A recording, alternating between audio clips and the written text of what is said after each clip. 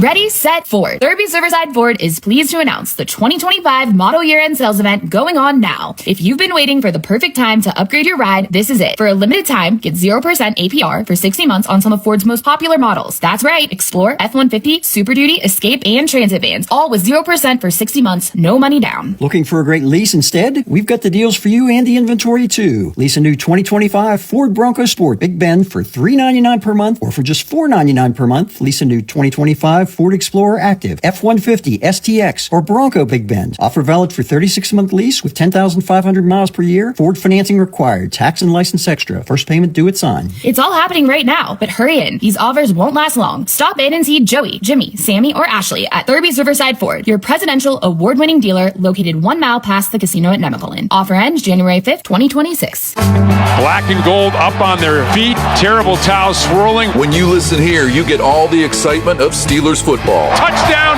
Pittsburgh Steelers. Rob King brings you the play-by-play along with Max Starks and Missy Matthews. Where would you rather be? The only place to be on game day is the Pittsburgh Steelers Audio Network. It's an AFC North title game. The Steelers host the Ravens at Acrisure Stadium in Pittsburgh Sunday night at 8 o'clock on your Steelers station, WMBS. The views and opinions expressed on this program are those of John Marietta and do not necessarily reflect the views of the Fayette County Recorder of Deeds Office or Fayette County government. This program is privately produced and funded, and no county resources are used for its production or promotion. I pledge allegiance to the flag of the United States of America and to the republic for which it stands, one nation, under God, indivisible, with liberty and justice for all. I was trucking up the highway, minding my own lane, with some dude in a Prius went and flipped me off. Guess my redneck hit him wrong. Seems like everyone these days is a ticking time bomb full of hate for folks like me who don't agree and ain't ever gonna change. And it gets me thinking. Hey everybody, this is John Marietta and I am the Hillbilly, and it's another Trump-tastic day here in Fayette County. Today's show is being brought to you by Burns Krause Funeral Home, Thundering Hills Feed and Supply, Fayette County Recovery Storage and U-Haul, HC Containers, Laser Brothers, Highline Motorsports, Humbert Sanitation and Septic Pumping, Fayette Structures, Country Motor Sales, Premier Auto Glass, Fayette County Mega Patriots Group, HBJ Radio, Mauser's Tire and Garage Center, Solid Foundation Ministries, The Ink Spot in South Connellsville, JB Market in Dunbar, Mung's Auto Body and Repair, Fayette County Mega Patriots Group, I already said that, we're going to say it one more time, and Fayette Structures. I see Gino got some more sheds down there. I'll tell you what, everybody needs to stop in and take a look at them. It's I know it's winter, and but it's that time of year where you're looking for places to store things. So let's get started. I'll tell you what, I've been listening to a lot of folks talking lately, politicians, pundits, and people down at the diner, all saying somebody's got to drain the swamp. They talk about that plan.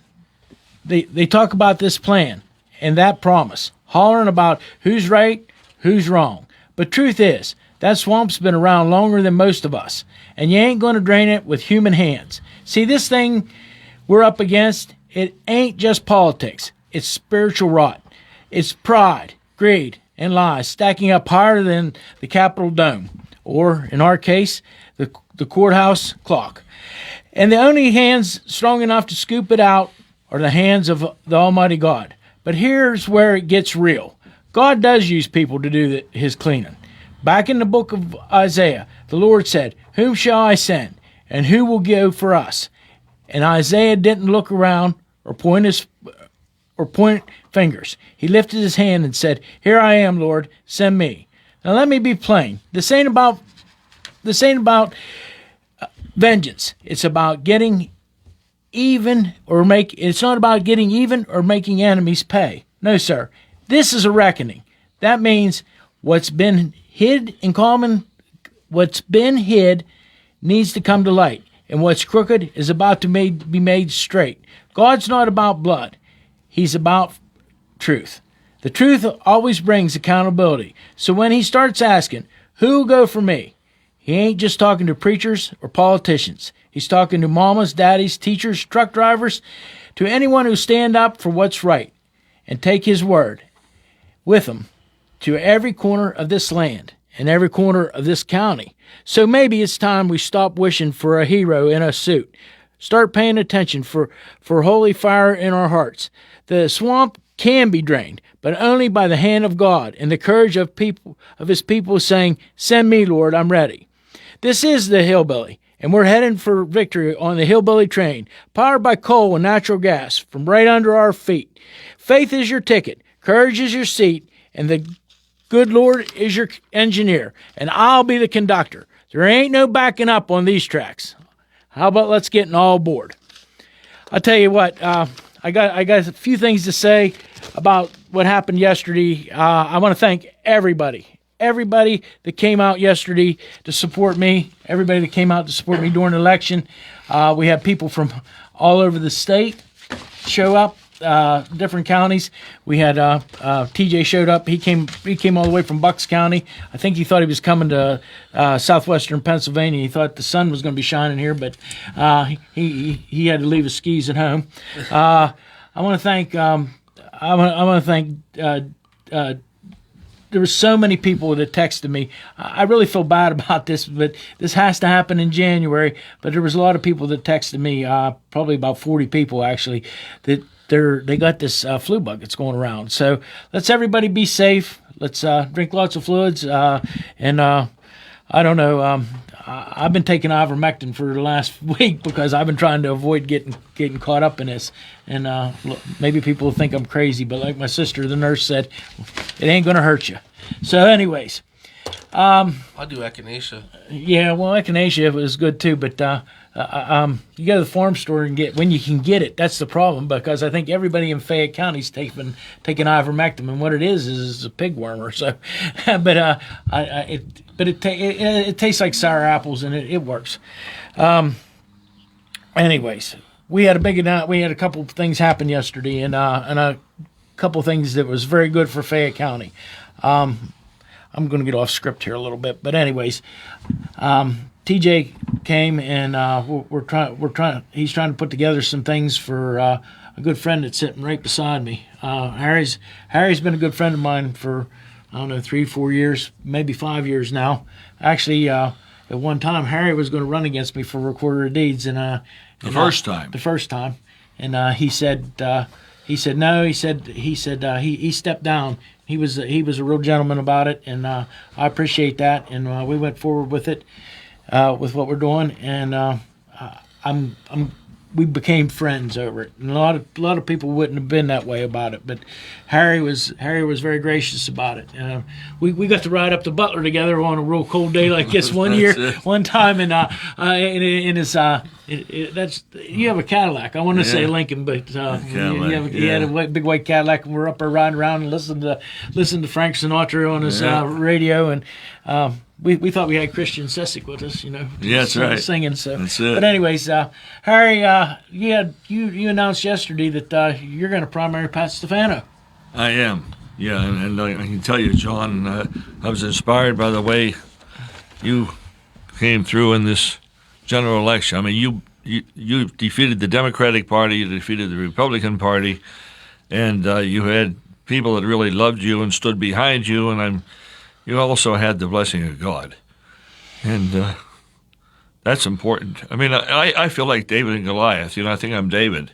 And without the help of good people, you're blessed. I hope I have that kind of support and the grace of God to pull this off, because I'm very disappointed in what's been happening in our senatorial representation in the 32nd District, which includes Fayette, Bedford, and Somerset counties, and the borough of Scottdale and Westmoreland County. And so it was nice of you yesterday to give me the opportunity to announce. I didn't expect that. Thought yesterday was your day, and I expected you and appreciated you to give me that chance. Well, Harry, I wrote some questions down. Actually, you haven't got to see them, believe it or not. All right. But here, let me and we're gonna work our way through this. For our listeners, Harry, who may not know you yet, tell us who you are, where you came from, and what led you to serve both in the military and in public service. Well, I came from Dawson. As morning calls, I came from Dawson. And all my life I've been in this county, lived here. I was drafted. I was going to go to Harvard University, and I got enrolled there, and I came home for Christmas vacation after the first semester. And on New Year's Eve, 1967, I went to the post office in Dawson to check my mail before I headed back towards New England to go back to school, and I received my draft notice. So I went to the Army, and I served, and I really received a terrific education. I had gone to military academy in Virginia. I had some of that training behind me, and went to Babson, and when I got to the service, I went through the Patton Armor School at Fort Knox for AIT. I did well there, and the day before I received my orders, I graduated from that school, and I got orders for Vietnam. And they sent me to Okinawa, and I received RVN training. And then they put me on a plane and two other fellows that sent us back to the United States and put us over in Fort Dix, New Jersey. And then 2 days later, they put us on the plane at McGuire Air Force Base. And we thought we were probably going back to Vietnam. We didn't know what we were doing. So the pilot came on the next morning and said, you're flying over England right now. You people are going to Germany. So I got into Germany. I wound up on General Patton's old Spearhead Division. And I was on the general staff. And General Wellborn G. Donovan was a private in the Army that General Patton liked and recognized before the war was over and sent him to West Point. So he started out as a buck private, and I had a real good education there. I loved Germany. And after I was on his staff, I was Chief of Ordnance for the 3rd Armored Division, which was Patton's Spearhead. And, of course, it was very famous because I was in when he commanded the 3rd Army in the sweep across France and Belgium in World War II. And I was called in one day, and I met my double, twin brother. I never had a brother, but the Army put us together, and they said, you two are going up to SHAEF, which was NATO headquarters. And there were 15 other people with us, soldiers, and we got up there, and there was a man from Mill Run, originally from Mill Run. Of course, I didn't know he was there. I never met him before. And he was in the military. He was a full colonel. And he asked where we were from, and I told him, you and Dawson, I forget him. So I told him, he asked if I knew Harry Cochran, and I said, that's my dad. He went to school with my dad. And so he was part of the CIA at the time. He was in the military, but they did the training for us, and we went into TDY, from there into Czechoslovakia. And we spied on the Soviet armored divisions and acquired information. And at that time, Czechoslovakia was one country. Now it's separated between the Czech Republic and the Slovakian Republic. And it was very interesting because they set it up, the CIA, in behind the Iron Curtain. Prague was never bombed in World War II by the Russians, the Allies, or the Germans. And they had us assigned as going into the University of Prague. Of course, we had no military ID on us because the Army never recognized that any G2 unit existed. We didn't have such a thing as spies, and the Soviets did the same thing. They had them, but they didn't accept it, didn't recognize it. And we went in there, and then every Friday we had to be debriefed. If we were in the Czech Republic, we had to go to a butcher who was a Czech citizen, and he debriefed us. And if we were in the Slovakian Republic, we went to Bratislava, and there was a butcher there that citizenship worked for the American government, and he debriefed us. And we acquired a lot of good information. And actually, 2 days before, Brezhnev sent the Soviet armored divisions in to break this up, what was happening in Prague, it was like the Paris of the East. And Erich Honecker and Walter Ulbricht were controlling East Germany with an ironclad fist. They had the Stasi, and the young people in Prague they looked like they were in the Champs-Élysées in Paris. You know, they had the nice clothes and had the nice restaurants, and the people in the Soviet bloc wanted that broken up because the other young people were rebelling. So Brezhnev came in and took them all out, and he took the leader out and put him under arrest. Of course, we fled there, and we were back to East Berlin, and we were caught by the Stasi. Now, we had no military ID because if they find that they'd blow your brains out in a minute. So we were masquerading as students. So that was a real education, and I had a great time. I met a lot of people. And at the end of World War II, they had the Potsdam Treaty, and President Roosevelt had died, and President Truman attended. It was Stalin and Churchill, and they divided Germany up into 4 sections. And, of course, Berlin was an island within each Germany, and West Berlin was a separate island within that. And the East German Stasi had it was a police state, and you had families, children informing on their parents, and parents informing on their parents, children, and vice versa. It was a mess, and so we went through that, and finally, after 2 days, we got out of their control, and they let us go back to Checkpoint Charlie, and we went through there after the officer of the day believed that we were military because we had no ID, and we went back to Frankfurt, and I had a great education there. It was priceless, and there were a lot of great people. Well, you've been an Army veteran. Yeah. You've been a small business owner. Yeah. You've been a state legislator for a while, state representative. Yeah. Out of those, which one of you think shapes you? I think all of them did. I mean, but is going to tell us about government today. I mean, government today is it's totally different than when I was in it before, and that's what upsets me, the way things have gone downhill. Especially in this county. When I was a state representative, I brought Turnpike 43 into this county. I was a Democrat at the time, and I was instrumental, and I was very active to try to get a 4-lane highway to intersect Fayette County. You had I-70 going through parts of, and 79 going through parts of Greene County and Washington County because Dr. Thomas Morgan was our congressman. And when they started the interstate highway system, he wanted to be sure that the first interstate highway would come through his district in western Pennsylvania. So it was really the first one to come through here. And Fayette County was never included. And we had a study done in Harrisburg, the legislature had it done, to get an economic feedback on the impact on what it would be to have a 4-lane highway intersecting this county. And at that time, the Cold War was on. The Mon Valley was booming with the steel. Everything was moving. It was good here. We had a good economy here.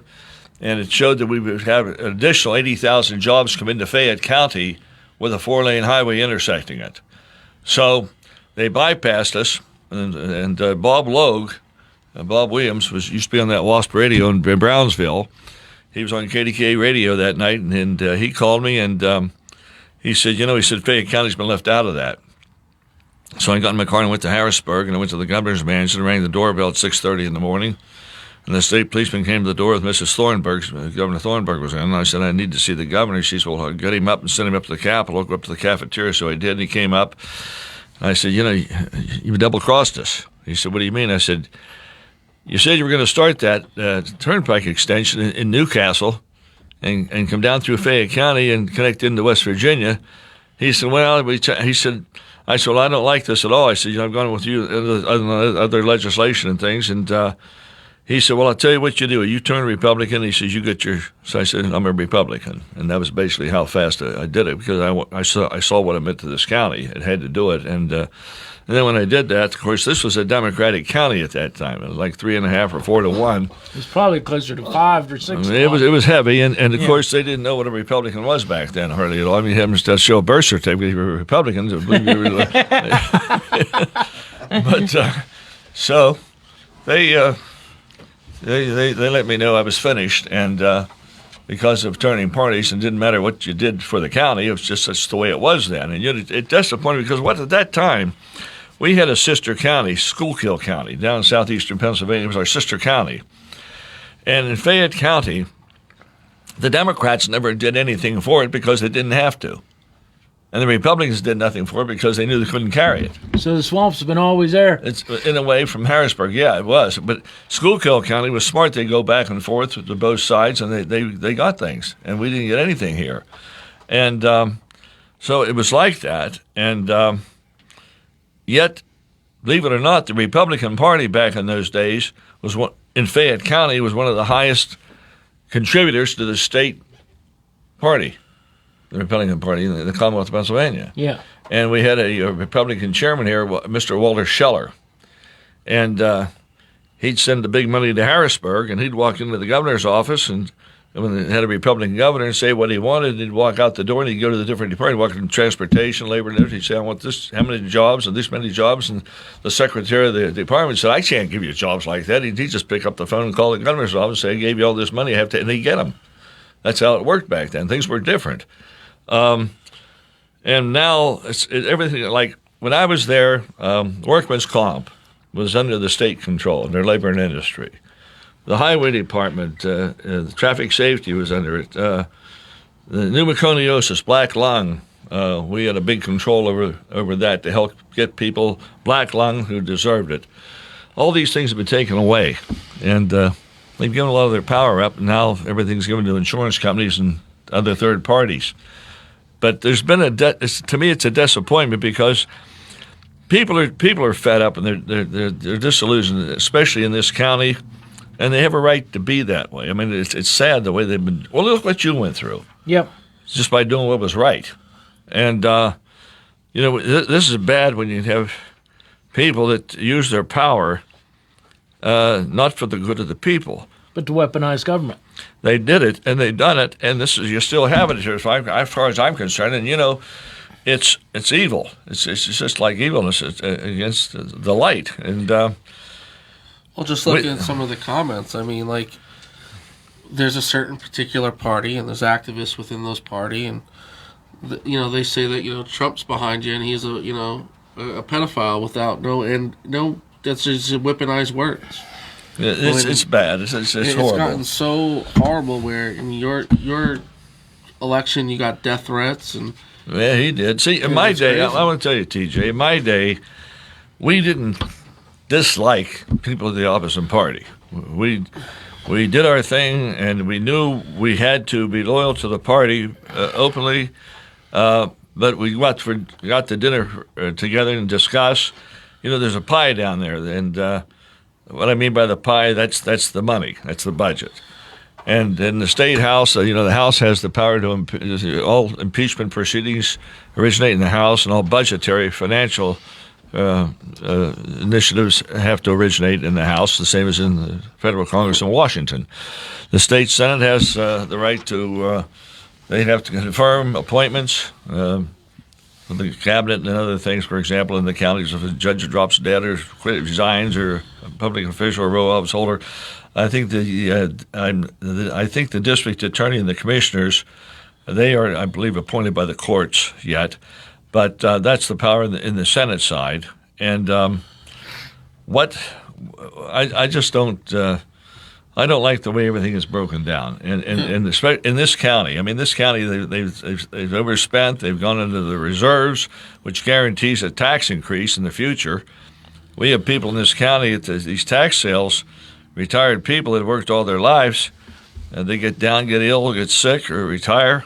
Yep. They're choosing between heat. They don't own their homes now. We pay rent to the government. Yeah, that's it. The property taxes. It's just a rent to the government for your home. One of the things that we have to have property tax reform. We need it in a big way. But Harry, I tell you what, one of the things I do want to ask you to go along. A lot of people talk about faith. They talk about family in their campaigns, but they rarely explain how that actually guides their decisions. How do those values shape what you want to lead by? First of all, man is not capable of controlling man. never was. Is that we don't have the ability. And people don't want to be controlled, but they want helped. And elected officials are servants to the sovereign. And if you have, they're all children of God, and we are too. And the sovereign, my theory, it always was, the power's in the sovereign, and you acquire your power from that. And I've been a legislator, and I know in Harrisburg, they know who has the people behind them. Those are the people they respect. And the way they know that is how their constituents feel about you. That's where the power must come from, and you're a servant to them. And what's happened, I see here, it's all big money anymore, and you have a lot of these offices, you have to have a fortune to run, and they get elected, and they represent the people who give them the money, and they forget the people. Well, this is true. That's true. And then the county, these counties, they lose out because, we had this recent budget that was passed, and our state senator voted with Governor Shapiro, and it was like a kick in the teeth to us. Now, I'll give Charity and Ryan Warner, I'll give them both credit. They had enough fortitude and stamina and honesty to stand up and vote against that for us, and I give them credit. But the incumbent state senator chose not to do that, and there are many things that bother me about him other than that even. He's been signing in with Shapiro all along, and he was the father of Act 77. I haven't got to that question yet, but go ahead, since we're there. Tell us, tell the Act 77. What? Well, it's for the write-in ballots, and if you remember, in November 2020, at least I went to bed, and President Trump was reelected. And when we got up Wednesday morning, he was defeated, and all these papers. It was like Pennsylvania, thanks to our state senator, came up with 77 and supported these paper ballots.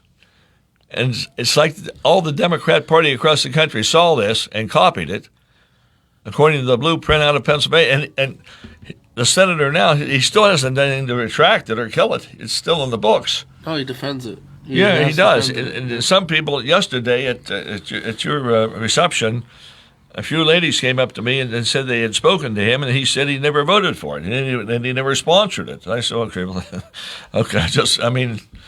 this is what I got from him, and they were sincere. So this doesn't. It's bad because people lose trust. People don't believe any. Look what you went through with the recounts. I mean, the people they're not even sure their votes count anymore. This is true, and we had judges on our side, but the problem was they didn't. The baby was born, and they didn't know how to handle it. Right. And then that was what the problem was. Yep. I think if I would have went for a recount just for myself instead of for the whole county, right, I probably would have got it. But I wanted all the ballots counted for every race. And did you realize what mayhem that would have caused? Because we already knew that there was over in 6 precincts, we knew that there was 44 discrepancies. So, what we would have done with 76 at the time? Well, I think when I was against Act 77 before it was popular, and when I'm telling you now, the Republicans wrote it, and when it got to Tom Wolf's desk, I'm betting you Tom Wolf did a shot of bourbon, did a jig, had a party. I mean, it was probably everything above, because he's like, look at these morons, they're doing exactly what we want. Right. And I just get to sign it and look like a good guy for my constituents. Tom Wolf literally probably had a party. Yeah. I would have if I was him, putting that on my desk to sign. Well, they were so desperate to get that, they wanted to get eliminate the straight party vote. Yeah. And so they traded it off and let that come in. But then, okay, the state senator made a mistake. Why hasn't he done anything to correct it? Well, on the contrary, he said it was a non-starter to repeal Act 77 when he was asked about it. Well, I'm glad we got to hit on that. We're gonna hit on that many more times, because this is the biggest problem right now that I see. There's no confidence in the actual vote count. No. But anyways, here's one of the things that I've been working on with with help from a lot of different people, but right here in Fayette County. The budget keeps growing, okay? Our families are falling behind, though, right here in Fayette County. The property owners are taking it on the chin. What is broken in the process? What do you think that is broke in the process? Well, let's go. Of course, everyone's going to jump on it and say, well, it's the Fed, it's inflation. But remember, the federal government, doesn't have to have a balanced budget. They can go out and borrow money from the Federal Reserve. Okay. Local county and local governments have to have a balanced budget. And if they don't have it, they have to, like this county went in the reserve funds. Now they're going to have, or borrowed money. They borrowed money. They borrowed money many times. Right. And that's why we're $85 million in additional debt. And plus, and your population here is declining. It's shrinking because we don't have no jobs. Nothing to support a lifestyle here. Yep. And we don't have our housing. We don't even have enough proper housing. There's people, I understand, there's 12 to 13,000, maybe more people commute into Fayette County to work daily and go home because there's not adequate housing for them. And you hear what all these people are talking about, that they're doing everything to try to help the county. They have to help the county grow, but you have to do it by getting industrial manufacturing jobs in here to sustain a decent lifestyle, and try to keep these taxes so they're more equitable and keep them down. We're taxpayers. We lost the power plant at Masontown. It was a disgrace. Coal-fired power plant. Right. Our senator didn't do nothing about that. Right. We've lost other things right here in Fayette County. Well, I have a niece that went. She's graduated from Shady Side Academy, Shady Side Nursing School, and she's a good nurse, and she's so good she doesn't even nurse anything. They've given her big jobs, and she's very proud of her. On Thanksgiving, but when she was going to Shady Side Nursing School, she had to pick up a couple credits.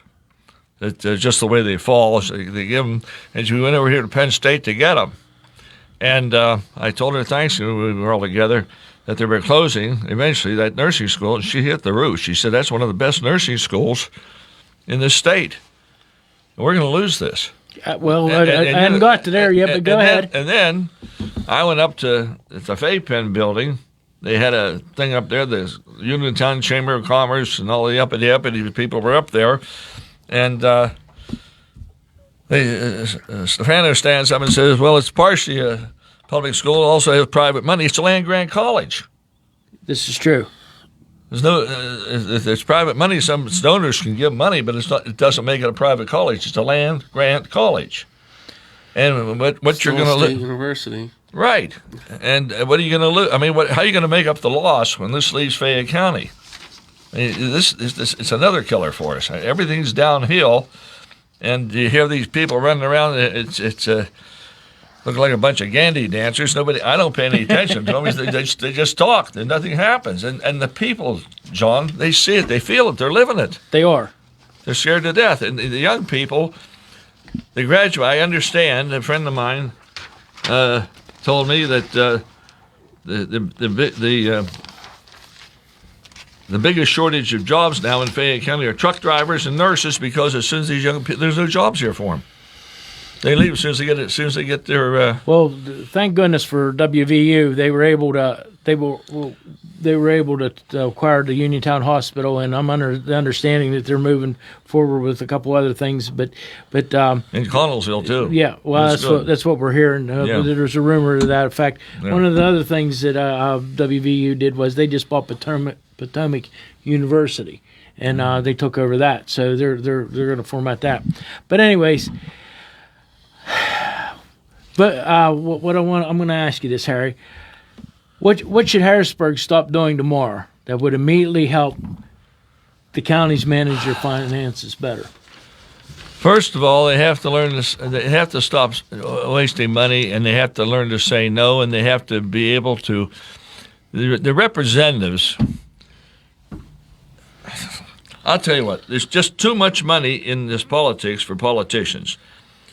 The only way you have to regulate the cost of having to run for office, because the way it's set up now, it takes a fortune to run.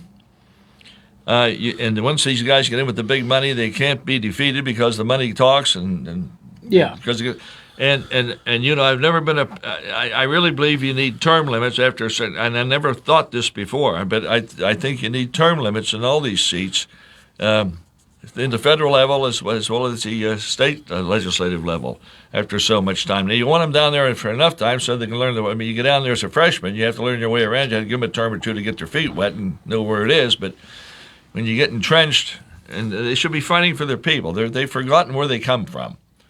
And that's the worst thing. One of the things that I did, and I kept that promise. When I got elected, I told everybody that my name would not be on the door. It would not be on a shingle, because I am the recorder of deeds for Fayette County. Right. So what it says on my door is the recorder of deeds for the people of Fayette County, and I'm very proud of that. It's the right attitude. That's where it should be. But this is where we're at. I mean, you see all these guys, and I'm grouping them all in because there's very few at our courthouse that you don't see. But every time they have a ribbon cutting, they all run out there to get their picture taken, even if they didn't do anything about it. Well, look what they but did. They won't take responsibility for the money they spend. Look at that jail up here. That new jail they built. Yep. I mean, it was how many months was it before it even opened? They had a ribbon cutting. About 6. Yeah. Maybe 8. I don't know. You talk about an ego fulfillment. I mean, what these people need? They spent thousands of dollars for ribbon cutting before the primary just to get votes. I mean, right. How many buildings does this county own? I mean, Well, they're trying to play flip or flop Fayette County Commissioners Edition. Right. Yep.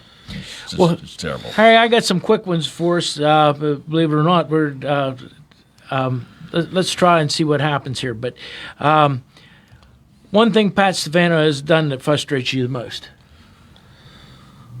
He's forgotten where he came from, and he's gone down there. Well, just like voting for this budget. I mean, he did nothing to help bring anything to this area. He did nothing to help energy. He did nothing to make this county grow. He took care of himself, and to go along with Shapiro, the budget, the way that budget vote was, I mean, in that budget, if you look at it, there's even funding now for abortions in Shapiro's new budget, and he voted for that.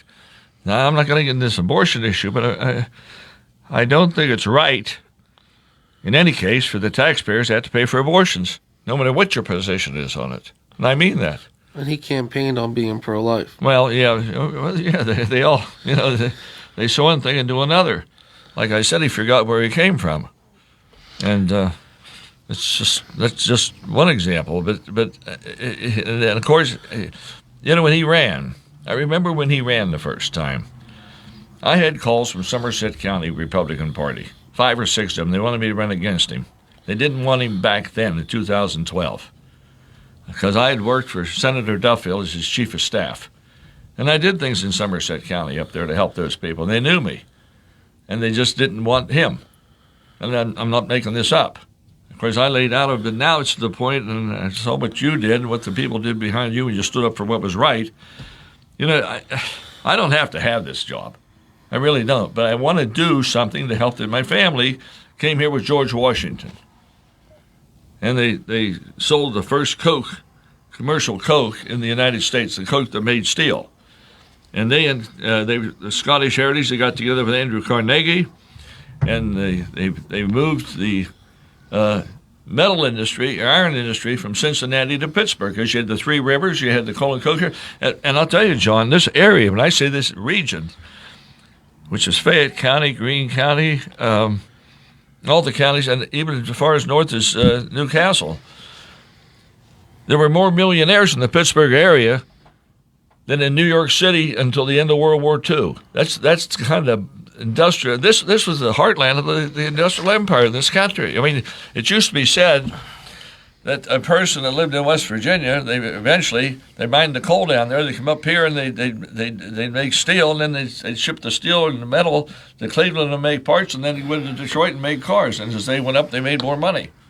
The whole thing was it was growth. You understand? Mm-hmm. Now what's happened? The resources are gone. No one ever prepared for it. And actually, how do you replace the coal and coke? I mean, it's gone. It's just the times. And now, with your jobs, all this stuff, all they wanted to, and they did it. It was our government. I've been in Russia, and there's some Chinese people I met there, some Russian people I knew, And I didn't like them.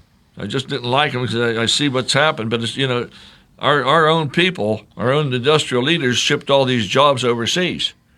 Yeah, and with NAFTA. Yeah, NAFTA and GATT. I mean, the guy Ross Perot was right.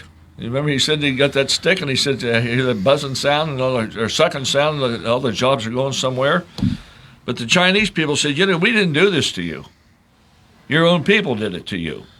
And that hurts. I mean, here's our industrial base evaporated. You understand? And you have to get foreign dollars or foreign currencies in here to have a budget surplus. And that means we need trade. We need trade. And one thing you said to me is like, you don't need this job. And I was reminded, I had to look it up, but Thomas Sowell, he's an American economist, pretty famous. Yeah. He suggested that posted that the people government needs are often the most reluctant to enter it. Yeah, that's right. And it's hard to and I'll tell you this too, Jay. It's hard to get good people to run for anything.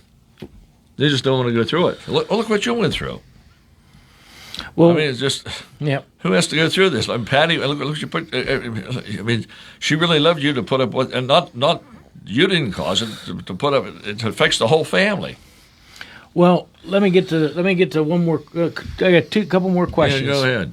Well, the one thing Pat Stefano has done that voters should be paying attention to, but are not. Again, 77. Yeah. It's a horrible thing. It's the worst. I mean, it's not over yet. They still have paper ballots, and now you have. He's with Shapiro. Shapiro is planning. I mean, I saw him with the governor of Utah. I think it was in the temple in Salt Lake City a couple of weeks ago. They had a meeting there. They were talking about different things. He said, "I'm running for president," and it's if Pat Stefano was right, he wouldn't want to put the whoever's going to run on the Republican Party in 2028, whether it's Vance or someone else, through this with these paper ballots.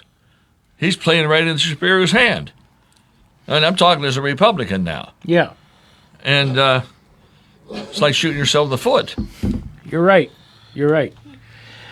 How about this, Harry? What? One promise you can make that you can keep. Just do the best job I can.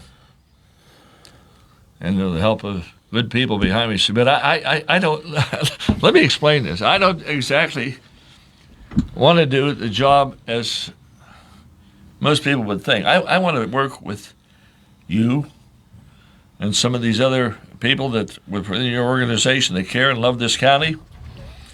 When things come up that can affect or do affect the county, we meet and we're going to decide together how my Senate vote goes. You understand me? There are things I can vote for without that, but when it affects us, we want to grow. And show the people we're sincere and make it grow. And we got to bring jobs to Fayette County. That's great. It's essential. We're done. Big time. That's it. I mean, I don't know what it's going to be. I know we're sitting on 200 years of coal. I know we're sitting on, nobody knows how much natural gas. If we have natural gas here, we should be making electric here. John, I'll tell you what happened. About 12 years ago, 12 years ago, I was up at the mapping office in the courthouse. And I went in there, and there were two guys in cowboy hats. And the young man there, he's been hired. He introduced me as a former legislator to these two guys, and they said they were attorneys, and they were searching the deeds for mineral rights. Yep. And I said, "Oh, that's great." I said, "How's it look here?" He said, They said, "This is baby Saudi Arabia. You have more oil and gas in this county than Saudi Arabia." I said, "You have to be." He said, "No." He said, "We're here to make it happen."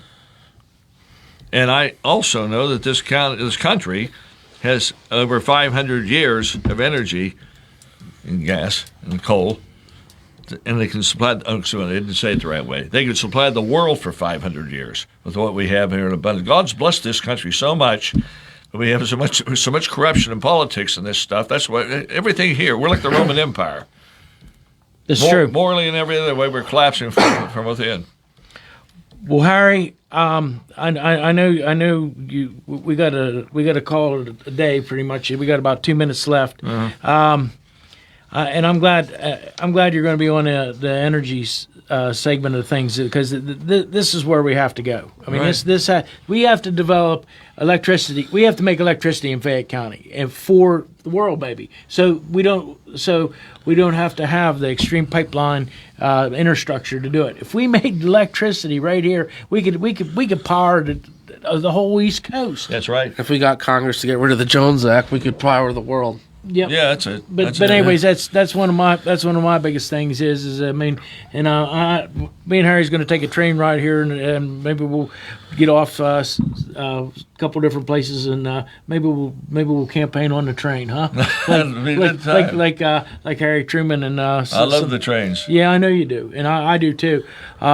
It's a shame. I would like to see a steam. I'd like to see a steam train come through Fayette County. I don't know if the tracks could. Well, they probably could stand it, but I remember they used to come into Connellsville, the old Baltimore and Ohio.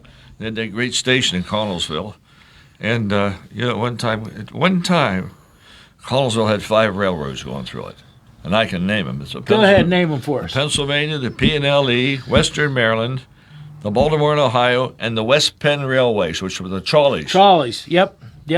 And there's still, and you know what? The West Penn, a lot of people don't know this, but I'm the recorder of deeds, so I do know this. The West Penn kept the right-of-ways for the trolleys. They still own most of them. That's wonderful. But anyways, TJ, I'm gonna throw this on you. Tell us how people can get a hold of Harry. So on Facebook, he's at Harry Young Cochran, COCHRAN.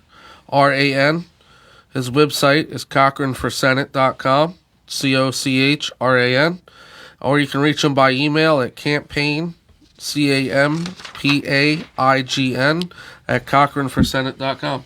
And there's going to be some other ways to get a hold of him in the near future. We're going to make that happen. I think all the Mariettas and all the Clan and Somerset counties on your side. We got there's some Mariettas over in towards Bedford County, and I think they're going to help you out too. Thank you, John. So we're going to try to get all the relatives when we get together at Laurel Hill State Park. There's about 75 of us. So. Wow. But anyways, hey, let's call this a day. And I always close with this: on this road called life, you have to take the good with the bad, smile with the sad, love what you got, remember what you had, always forgive, but never forget. People change, things go wrong. But just remember, the ride goes on. God bless each and every one of you, and God bless America. I am John Marietta with Harry Cochran, and I am the Hillbilly. Your local station, 590 AM, 101.1 FM, WMBS. It's 5 o'clock. We head out to Charleroi High School for basketball.